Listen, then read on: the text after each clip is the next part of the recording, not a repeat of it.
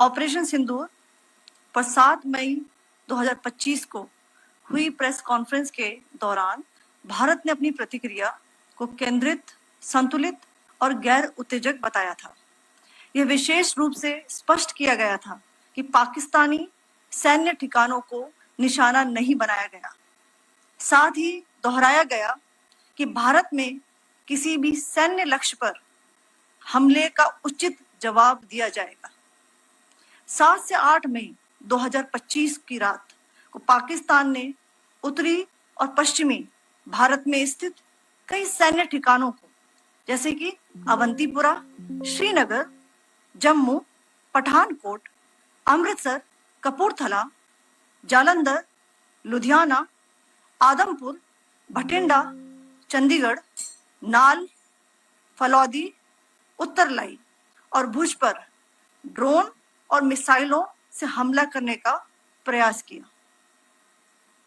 इन हमलों को integrated counter US grid और वायु रक्षा प्रणालियों द्वारा निष्क्रिय कर दिया गया। इन हमलों का मलबा कई स्थानों से बरामद हुआ, जो कि पाकिस्तानी हमलों का प्रमाण है।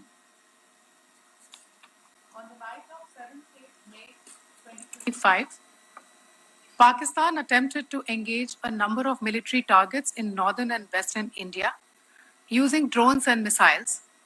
These places included Avantipura, Srinagar, Jammu, Pathankot, Amritsar, Kapurthala, Nal, Jalandhar, Ludhiana, Adampur, Bhatinda, Chandigarh, Falodi, Uttarlai, and Bhuj. These were neutralized by the integrated counter unmanned aerial system and other air defense systems.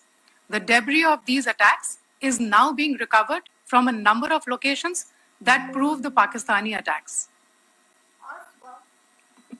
आज सुबह भारतीय सशस्त्र बलों ने पाकिस्तान के कई स्थानों पर वायु रक्षा रडार और प्रणालियों को निशाना बनाया। भारत की प्रतिक्रिया समान क्षेत्र में समान तीव्रता के साथ की गई। यह विश्वसनीय रूप से ज्ञात हुआ कि लाहौर में स्थित एक वायु रक्षा प्रणाली को निष्क्रिय कर दिया गया। Today morning, Indian Armed Forces targeted air defense radars and systems at a number of locations in Pakistan.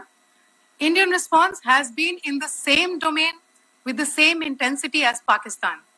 It has been reliably learnt that an air defense system at Lahore has been neutralized.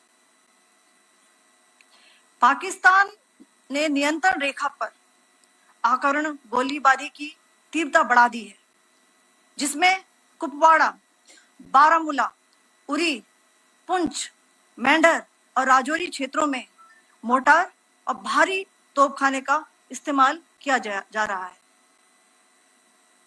Pakistan has increased the intensity of its unprovoked firing across the line of control using mortar and heavy calibre artilleries in areas in Kupwara, Baramulla, Uri, Poonch, Mendhar and Rajouri sectors in Jammu and Kashmir. 16 innocent lives have been lost, including 3 women and 5 children, due to the Pakistani firing. Here too, India was compelled to respond to bring mortar and artillery fire from Pakistan to a halt. Indian Armed Forces reiterate their commitment to non-escalation, provided it is respected by the Pakistan military.